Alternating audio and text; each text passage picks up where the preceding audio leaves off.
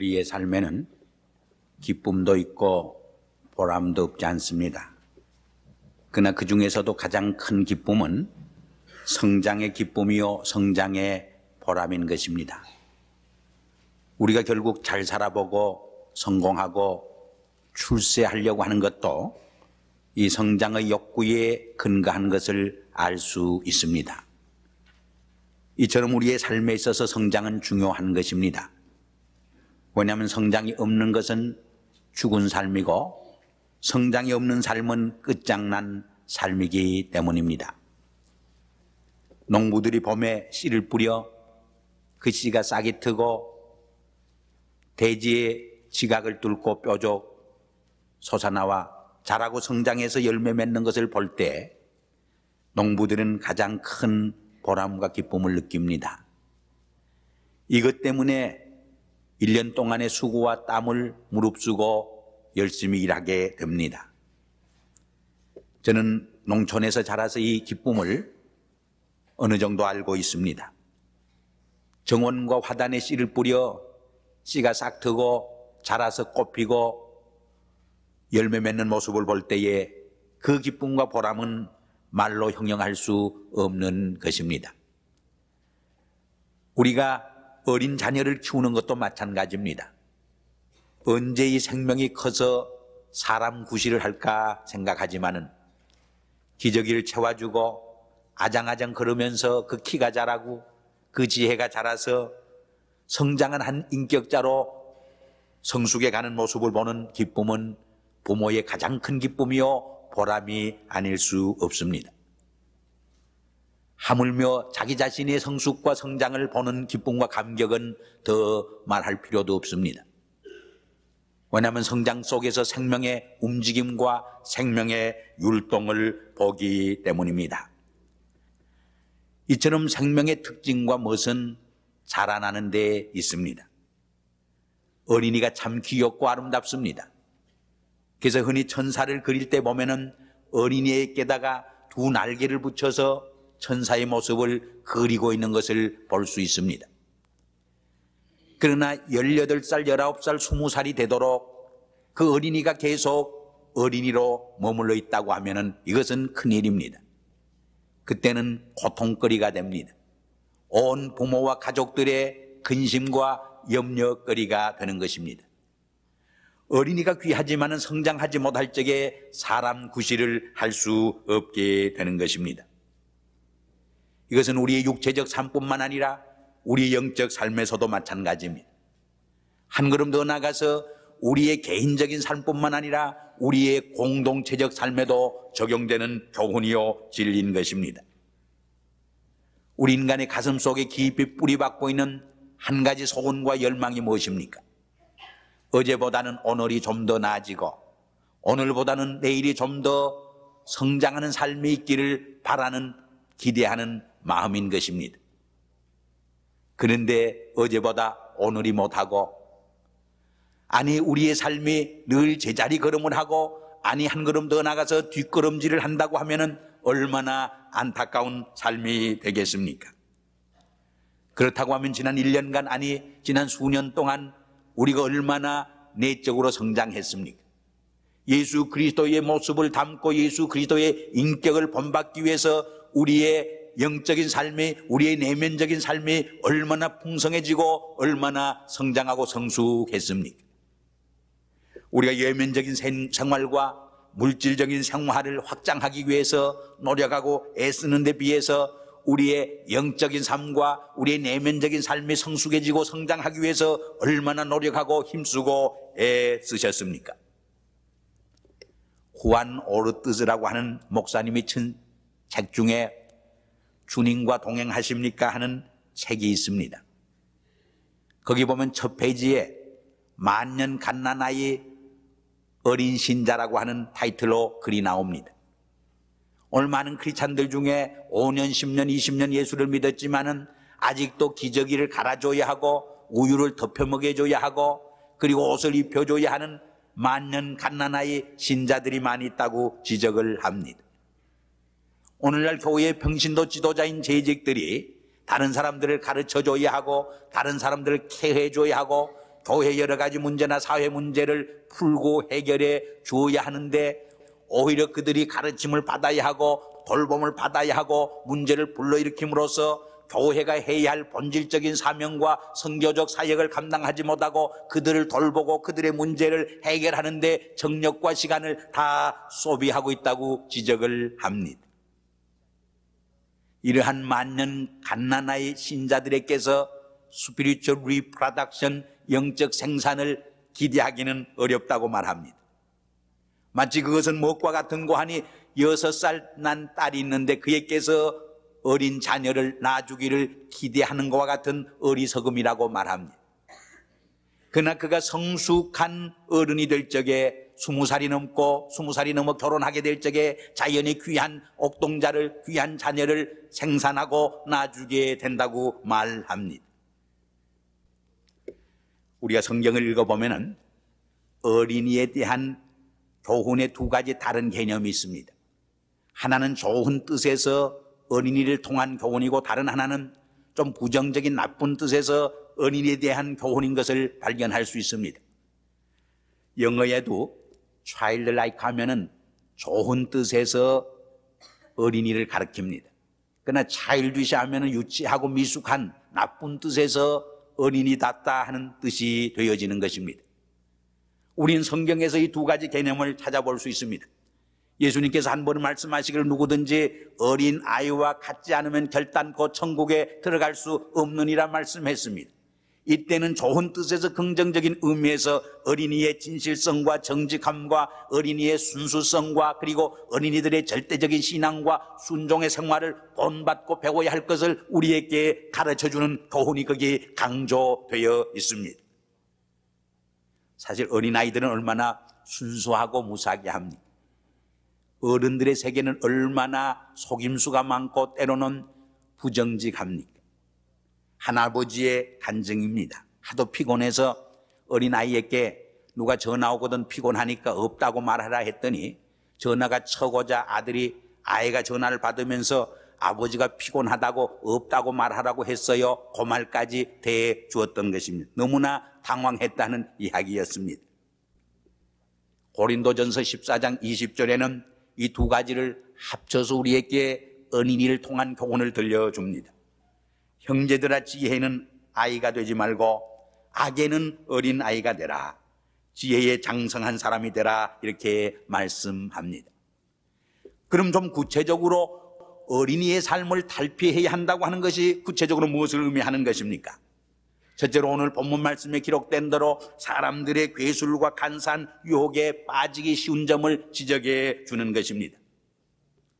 어린이들은 신기한 것에 대해서 호기심이 많습니다. 그래서 그저 이상한 것을 보면은 어른들은 아무렇게 보지만은 그들은 호기심을 가지고 많은 질문을 던지기도 합니다.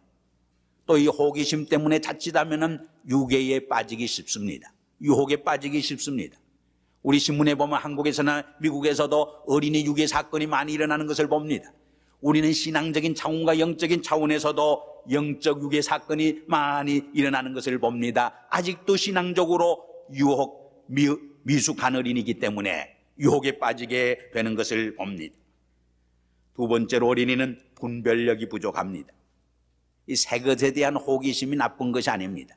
이 분별력이 부족하고 판단력이 결여될 적에 유혹에 빠지고 시험에 빠지고 그래서 자기의 영원한 생명과 자기의 영혼을 파멸로 이끌어들 위험이 있기 때문에 문제가 되어지는 것입니다. 언젠가 천국 입장권이라고 하는 Ticket to Heaven이라고 하는 그런 비디오를 본 적이 있습니다. 제목이 좋아서 갖다 봤더니 처음에는 이제 젊은이들이 찬송도 부르고 또 성경 말씀도 공부하고 캠핑을 하면서 모닥불을 부어놓고 서로 간증을 하는 장면이어서 참 좋은 그런 내용인가 보다 했는데 나중에 알고 보니까 샌프란시스코에 있는 어떤 종파인데 이단 종파입니다. 한 젊은이가 거기에 빠져서 아주 비참하게 되는 내용을 비디오로 만든 것을 알게 되었습니다. 좋은 건전한 신앙은 우리에게 영원한 축복을, 영원한 생명의 축복을 약속해 주지만은 그릇된 잘못된 신앙은 우리의 일생을, 우리의 영혼을 비참하게 파멸로 이끌어 갈 수 있다고 하는 것을 우리는 명심해야 합니다. 셋째로, 어린이는 아직도 미숙합니다. 그래서 자립심과 독립심이 부족합니다. 아직도 의존적입니다. 우유는 마실 수 있지만 따뜻한 음식은 먹을 수 없게 되어 있습니다. 그래서 사도 바울은 고린도전서 3장 1절에서 이렇게 말씀한 일이 있습니다. 형제들아, 내가 신령한 자들을 대함과 같이 너에게 말할 수 없어서 육신에 속한 자 곧 그리스도 안에서 어린 아이들을 대함과 같이 하노라 썼습니다. 그 이유는 너희가 아직은 감당할 수 없기 때문이라고 말했습니다. 신령한 세계의 진리를 이해하기에는 아직도 어린 신자들은 이해할 수 없다고 하는 말입니다. 이 신령한 세계의 비밀을 이해하기에는 신령한 성숙한 크리스찬들만이 할 수 있다고 하는 내용을 거기서 말하고 있습니다. 그러면서도 사도 바울은 누가 정말 성숙한 크리스찬이요, 어떤 사람이 아직도 미숙한 사람인가를 빌립보서 3장 12절 이하에서 이렇게 우리에게 들려줍니다.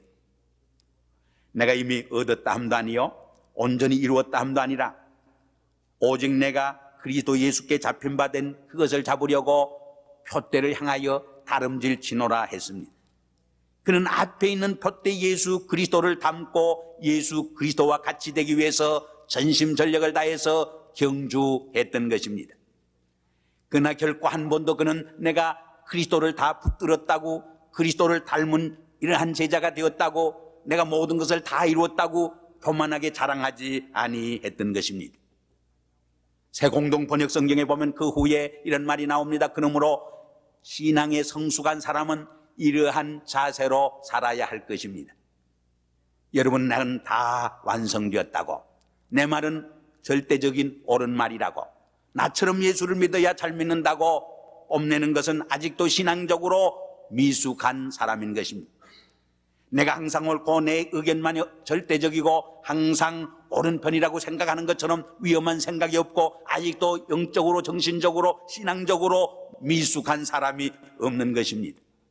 참으로 성숙한 크리스찬은 언제나 겸한 자세로 나는 아직도 그리스도를 다 붙들지 못했노라고, 나는 아직도 성장해야 할 여백이 있는 부족한 사람이라고 고백할 수 있는 사람, 그 사람이 오히려 영적으로, 신앙적으로 성숙한 사람이라고 우리에게 들려줍니다.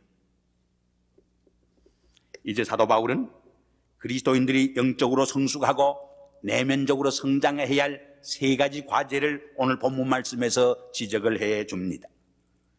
그 첫째가 13절에 있는 말씀입니다. 우리가 다 하나님의 아들을 믿는 것과 아는 일에 하나가 되어 온전한 사람을 이루어 그리스도의 장성한 분량이 충만한 데까지 이르리니 했습니다. 우리가 영적으로 성장할 때에, 우리가 신앙적으로 성숙해 갈 때에 제일 중요한 것이 무엇이냐? 믿음의 성장, 신앙적으로 성장해야 하는 것입니다. 그러나 더 중요한 것이 있습니다. 우리의 신앙의 성장과 우리의 아는 것이 일치와 조화를 이루면서 성장해서 성숙한 인격자가 될 적에 온전한 성장과 성숙이 된다고 하는 것입니다. 왜냐하면 우리의 믿음이 지식을 수반하지 못할 적에, 신앙적인 뒷받침이 없을 적에 맹목적인 신앙이 되고 미신적인 신앙이 되고 기복적인 신앙으로 전락할 수밖에 없는 때문입니다. 반면에 우리의 지식도 믿음이 뒷받침하지 못할 적에 그 지식은 무익한 지식이 되고 다른 사람을 속이고 오히려 기만하고 우리의 인격을 헐고 사회의 공동체를 허는 나쁜 지식이 될 수밖에 없다는 것입니다. 좀 구체적으로 예를 들면은 어떤 감옥에 죄수가 들어왔는데 너무 무식해서 글을 가르쳐 주었습니다. 그 후에 석방을 시켰는데 몇 달이 못 되어서 또 감옥으로 들어왔습니다. 그래서 무슨 죄를 짓고 감옥에 들어왔나 조사를 해봤더니 배운 글로 문서 위조죄를 짓고 감옥으로 다시 들어왔다는 이야기입니다. 얼마나 아이러니컬한 이야기입니다. 우리의 지식이, 우리의 아는 것이 우리의 신앙을 수반하지 못하게 될 적에 다른 사람의 인격을 헐고 사회의 공동체를 허는 잘못된 지식이 될 수 있습니다.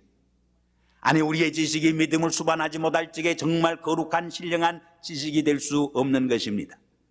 예를 들면 불신앙으로 믿음 없이 성경을 읽을 적에 거기에서 하나님의 구원의 도리를, 하나님의 오묘 신비한 계시의 진리를 이해하고 깨닫고 터득할 수 없게 되는 것입니다. 그러나 믿음의 눈으로 그 성경을 읽을 적에 하나님의 오묘한 신비한 진리를, 하늘의 비밀의 진리를, 하나님의 구원의 진리를 바로 이해하고 깨달을 수 있게 된다고 하는 사실입니다. 이 점에서 우리의 믿는 것과 아는 것이 일치와 조화를 이루면서 성숙해 가고 그리스도에게까지 장성해 갈 적에 그것이 건전한 올바른 성숙이요 성장이라는 것을 우리는 여기서 깨닫게 되어지는 것입니다. 이 점에서 1559년 7월 5일 날 제네바시 당국에서 칼빈 아카데미를 창설할 적에 공표문에서 이런 말을 했습니다. 이 고장을 경건과 학문의 양육장으로 만들어 주신 하나님의 은혜를 감사한다고 말했습니다. 여기 경건과 학문이라고 하는 말은 우리의 믿는 것과 아는 것을 의미합니다. 이 우리의 믿는 것과 아는 것이 조화를 이루고 일치를 이룰 적에 거기에서 참으로 하나님이 기뻐하시는 경건한 참된 하나님의 자녀와 크리스찬의 인격이 배출될 수 있다고 하는 말입니다. 사실 제네바에 세워졌던 칼빈 아카데미는 그 후에 이 경건의 훈련과 학문의 훈련을 통해서 얼마나 지난 수백 년 동안 기독교 역사에 기하고 공헌하게 되었는지 모릅니다. 파리의 솔본노와 함께 2대 지주로서 정말 지난 몇백 년 동안 세계 역사에 얼마나 큰 기여와 공헌을 했는지 알 수 없습니다. 그래서 그런 말이 생기게 되었습니다. 우리에게 통나무를 보내달라 그러면 우리를 화살을 만들어 보내주리라고. 저는 금년에 저희 교회가 총력 교육의 해로 정했는데 하나의 지식을 가르치는 교육의 해가 아니라 정말 경건과 학문을 우리의 믿음과 아는 것의 조화와 일치를 이룸으로써 정말 하나님이 기뻐하는 참 건전한 크리스찬 인격자를, 크리스찬 신앙인을 만들어내므로 이 역사 속에 기하고 공나는 위대한 역사가 일어나는 한 해가 되기를 간절히 기대해 봅니다. 두 번째로 15절에 보면은 오직 사랑 안에서 참된 것을 하여 범사에 그에게까지 자랄지니 그는 머리니 곧 그리스도라고 했습니다. 여기서 사도 바울은 다시 사랑과 진리의 일치와 조화를 강조해 주고 있습니다. 여기 범사에 하는 말은 우리의 말이나 언어 생활이나 우리의 인격에 있어서나 우리의 행동에 있어서나 우리의 생활에 있어서 예수 그리스도에게까지 성장해 갈 것을 우리에게 말해 주는 것입니다. 우리의 믿음의 성장이 수직적인 차원의 성장을 의미한다면 우리의 사랑은 성장은 우리의 수평적인 이웃과의 관계성 속에서 성장하는 과제를 의미합니다. 우리의 수직적인 믿음의 성장이 우리의 이웃과의 사랑의 관계 속에서 성장할 적에 정말 하나님 보시기에 아름다운 훌륭한 인격적인 성장이 이루어지게 된다는 사실입니다. 후안 오르티즈도 그런 말을 합니다. 사랑이 없는 100명의 크리스찬들이 사랑이 없는 200명의 교인으로 늘어나는 것은 비대한 것이지 진정한 의미에서 영적 성장과 영적 성숙을 의미하지 않는다고 말하고 있습니다. 정말 교회의 영적 성숙이 어디 있습니까? 수적 성장에 있지 않습니다. 이러한 사랑의 성장과 사랑의 성숙성에 있는 것입니다. 그러나 더 중요한 것이 있습니다. 여기 사도 바울은 사랑 안에서 참된 것을 하여 범사에 그에게까지 자랄지니 그는 우리의 곧 머리라고 말했습니다. 우리의 사랑이 참된 것을 수반하지 못하게 될 적에 맹목적인 사랑이 되고 사랑이라고 하는 이름으로 남의 생명을 해치게 되고 남의 생명을 죽이는 비극을 저질게 되는 것입니다. 그러나 우리의 참여, 우리의 진실이, 우리의 진리가 우리의 사랑을 수반하지 못하게 될 적에 냉랭한 교리주의에 빠지게 됩니다. 진리라고 하는 이름 아래, 교리라고 하는 이름 하에, 참과 진실이라고 하는 이름 하에 나의 생명을 죽이게 되고 남의 생명을 비판하고 판단하는 그릇된 과오를 저지르게 된다고 하는 사실입니다. 그러므로 사도 바울은 사랑 안에서 참된 것을 하여 범사에 그에게까지 성장하고 자라야 할 것을 여기에서 우리에게 강조해주고 있는 것입니다. 마지막으로 여기 보면은 16절에는 공동체의 성장을 말합니다. 모든 사람이 지체로서 자기의 구실과 사명을 다 잘함으로써 그것이 연합하고 상합해서 그리스도를 머리로 해서 한 그리스도의 몸을 이룰 적에 그 공동체를 통해서 하나님의 위대한 역사와 영광을 드러낼 수 있는 선교적 사명과 교회의 사명을 감당하면서 성장하는 모습을 우리에게 보여줍니다. 우리 성가대가 매주 아름다운 찬양을 불러줍니다마는 솔로, 엘토, 테너, 베이스가 각각 다른 음성을 내고 또 각자 내는 음성이 조금씩 다르지만은 그 다양성 속에서 또 하나의 아름다운 조화를 이룬 찬양이 울려 퍼지게 되는 것을 봅니다. 오케스트라의 연주를 보면은 각자가 다른 악기를 탑니다. 그러나 그 아름다운 모든 다른 소리가 모여서 위대한 하나의 오케스트라를 연주하고 아름다운 훌륭한 음악을 창조해내는 것을 볼 수 있습니다. 하나의 벽돌들이 모이고 하나의 재료들이 모여서 하나의 위대한 건물을 형성해서 그 건물을 통해서 위대한 역사가 이 땅에서 전개되는 모습도 우리는 볼 수 있는 것입니다. 저는 며칠 전 책 하나를 읽으면서 In Christ Divided, 그리스도가 나뉘어졌는가 하는 책을 읽었는데 거기에서 두 개의 중요한 단어를 읽었습니다. 하나는 Diversity in Unity라는 말이었습니다. 통일성 속에서의 다양성이었습니다. 우리 교회 공동체 안에는 많은 다른 종류의 사람이 있습니다. 성격도 다르고 모양도 다르고 경험도 다르고 은사도 다릅니다. 그러나 다른 생각과 다른 경험과 실패 경험이든 성공의 경험이든 혹은 여러 가지 다른 은사들을 잘 활용하고 개발해 갈 적에 하나님의 교회를 위해서, 하나님을 위해서, 이 사회를 위해서 위대하게 다이나믹하게 섬기고 봉사할 수 있게 됩니다. 그러나 또 하나의 단어가 있었습니다. Unity in Diversity였습니다. 다양성 안에서의 통일성이라고 하는 말이었습니다. 만일 이 다양성이 그리스도를 머리로 해서 하나의 통일성을 이루지 못하겠지에 거기에는 혼돈이 옵니다. 무질서가 생기게 됩니다. 그러나 그리스도를 머리로 해서 모든 지체들이 자기의 사명을 잘 감당하면서도 자기의 경험과 자기의 의견과 자기의 은사를 잘 활용하면서도 그리스도를 중심으로 해서 한 몸을 이루게 될 적에 위대한 음악을 창조해내고 위대한 오케스트라를 연주하게 되고 그것이 모여서 하나의 위대한 건물을 만들어 갈 수 있게 된다는 사실입니다. 오늘 사도 바울의 말씀을 통해서 다시 한번 우리들이 미숙한 어린아이의 삶을 탈피하고 예수 그리스도의 장성한 분량까지 범사에 성장하되 우리는 세 가지 차원에서 더욱 성장하는 은혜와 축복이 깃들기를 기원합니다. 하나는 우리의 믿는 것과 아는 것이 하나가 됨으로써 일치와 조화를 이룸으로써, 두 번째는 사랑 안에서 참된 것을 말함으로 범사에 그에까지 성장하고 우리의 지체가 자기의 사역을 감당하면서도 상합하고 연합함으로써 그리스도의 성장한 분량까지 성장하는 은혜와 축복을 통해서 이 시대적인 역사적인 사명을 우리 교회가 바로 감당하는 놀라운 역사가 함께하기를 주의 이름으로 기원합니다. 기도하겠습니다.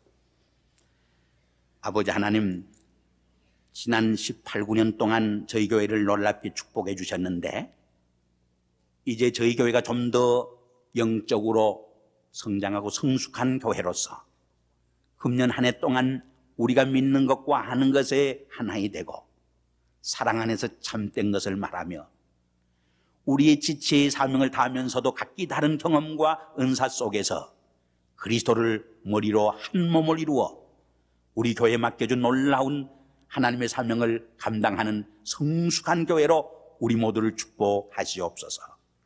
그리하여 위대한 연주를 이 땅의 역사 속에서 울려 퍼지게 하여 주시고 하나님의 위대한 집을 세워가는 우리가 될 수 있도록 은혜를 다하여 주시옵소서. 예수님의 이름으로 감사하며 기도드리옵나이다. 아멘.